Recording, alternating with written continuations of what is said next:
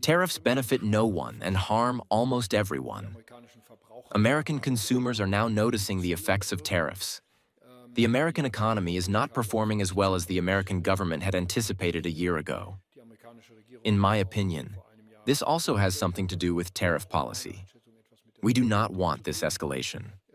We do not want a trade dispute with the United States of America. We will also have the opportunity to discuss this in various meetings in Davos this week. I will try to meet with President Trump again on Wednesday. I had a long telephone conversation with him on Thursday. We simply want to try to solve this problem together. The American government knows that we could also respond from our side. I do not want that. But if necessary, we will of course protect our European interests, including our German national interests.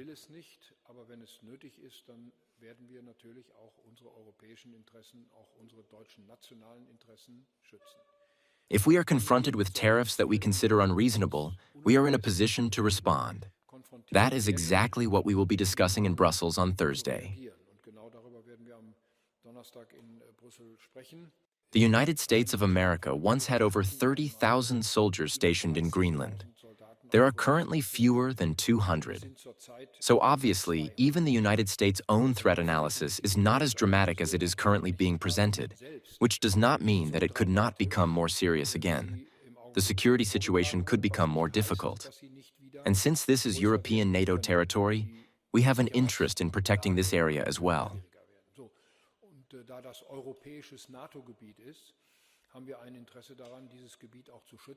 Incidentally, the decision on this reconnaissance mission last weekend, which was initiated by the 8 states, was discussed beforehand in the NATO Council in the presence of the American representative on the NATO Council. So it came as no surprise to the American government that this was taking place. It had been announced, it had been agreed upon, and, as I just said, it began and ended according to plan. It was never a military action. It was always a reconnaissance mission on behalf of the governments involved. Denmark and the people of Greenland can count on our solidarity. We are prepared to support the talks with the United States. These talks should always be based on the principles of sovereignty and territorial integrity.